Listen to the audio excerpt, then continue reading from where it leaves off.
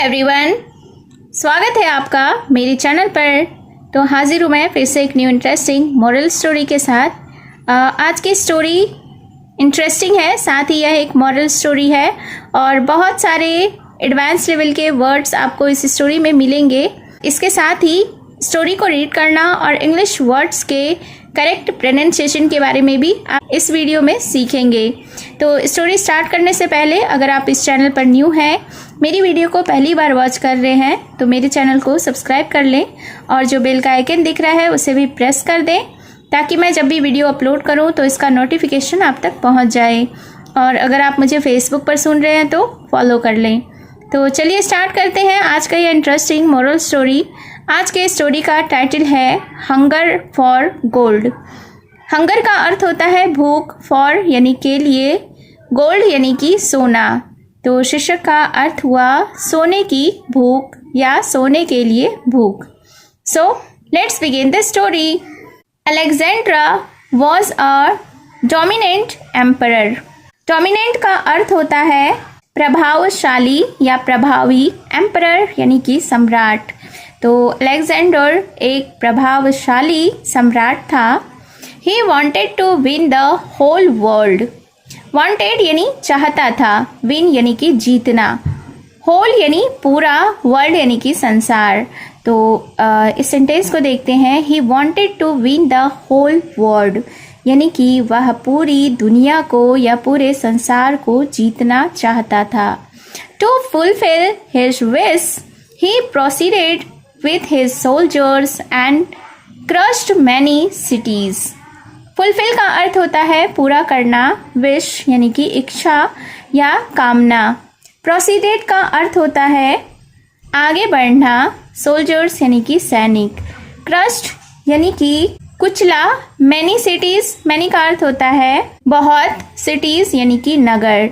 तो इस सेंटेंस को देखते हैं। To fulfil his wish He proceeded with his soldiers यानी कि वह अपने सैनिकों के साथ आगे बढ़ा and crushed many cities और बहुत से नगरों को कुचल डाला।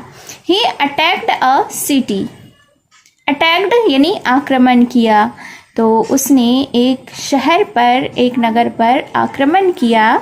Once he stopped his horse and knocked at a door of a house। Once यानी कि एक बार, he stopped his horse यानी कि उसने अपने घोड़े को रोका, and knocked at a door of a house और एक घर के दरवाजे पर खटखटाया। But nobody came। Nobody यानी कोई नहीं, came यानी कि आया, लेकिन कोई भी नहीं आया। After knocking again an old lady came. After यानी कि बाद, अगेन यानी फिर से। लेडी का अर्थ होता है औरत या महिला, केम यानी कि आई। तो आफ्टर नॉकिंग अगेन यानी कि फिर से खटखटाने पर, एन ओल्ड लेडी केम एक बूढ़ी औरत आई। Alexandra rudely asked for some bread. Rudely का अर्थ होता है क्रूरता से, आस्क्ड यानी कि मांगा, सम यानी कुछ, ब्रेड यानी कि रोटी। तो Alexandra rudely asked for some bread यानी कि अलेक्जेंड्रा ने क्रूरता से या अशिष्टता से कुछ रोटियां मांगी।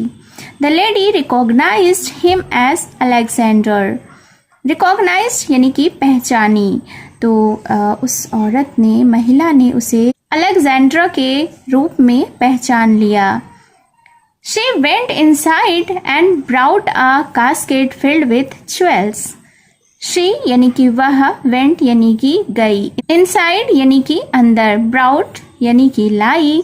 कास्केट का अर्थ होता है संदूक, फील्ड यानी भरा हुआ था, विथ यानी साथ, ज्वेल्स यानी कि रत्नों से। तो फिर इस सेंटेंस को देखते हैं। शी वेंट इनसाइड वह अंदर गई, and brought a casket filled with jewels और रत्नों से भरे एक संदूक को लाई। Alexandra acrimoniously said, what is this. Acrimoniously का अर्थ होता है कटुता पूर्वक। तो अलेक्जेंड्रा ने कटुतापूर्वक कहा, व्हाट इज़ दिस, यानी यह क्या है। I had asked for some bread but what you have brought. आगे अलेक्जेंड्रा ने कहा कि I had asked for some bread, कि मैंने कुछ रोटियां मांगी थी, but what you have brought, लेकिन तुम ये क्या ले आई। ज्वेल्स, रत्न, the lady seriously said. Seriously यानी कि गंभीरता से। तो उस औरत ने गंभीरता से कहा, I know you are Alexandra, कि क्या कहा कि मुझे पता है कि तुम अलेक्जेंड्रा हो। Your hunger is not for bread, आपकी भूख रोटी के लिए नहीं है, बट फॉर गोल्ड, बल्कि सोने की है। If your hunger had been for bread you would not have been here to snatch the others bread. Snatch का अर्थ होता है छीनना।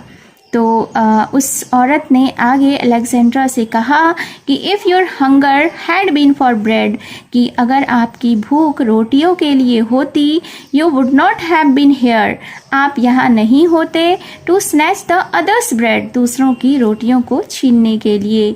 These words made him to think again and his pride was shattered. अब this का अर्थ होता है ये वर्ड्स यानी कि शब्द, थिंक यानी कि सोचा, अगेन यानी फिर से, अगेन एंड अगेन यानी कि बार बार, प्राइड यानी कि गर्व, शैटर्ड का अर्थ होता है चकनाचूर हो गया।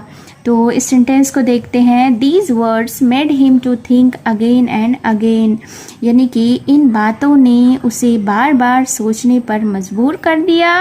And his pride was shattered, और उसका अभिमान चकनाचूर हो गया, उसका गर्व चकनाचूर हो गया। After that he bagged her pardon and went from that city without taking anything.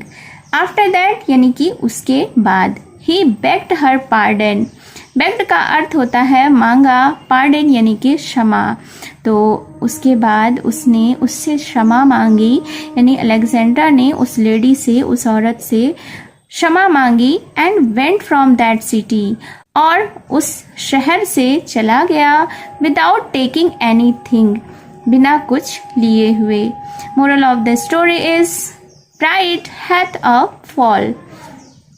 तो इस स्टोरी का यह नीति है कि गर्व पतन से पहले आता है, या यह भी कह सकते हैं कि घमंड नाश से पहले आता है। So it was the short English moral story. Hope you have enjoyed the story. Comment box में ज़रूर बताएं कि आपको यह स्टोरी कैसी लगी, और अगर आपने अभी तक मेरे चैनल को सब्सक्राइब नहीं किया है तो जल्दी से सब्सक्राइब कर लें और बेल का आइकन भी हिट कर दें। और अगर आप मुझे फेसबुक पर वॉच कर रहे हैं तो फॉलो कर लें। तो मिलती हूँ मैं फिर से एक न्यू इंटरेस्टिंग मोरल स्टोरी के साथ। Thank you for watching.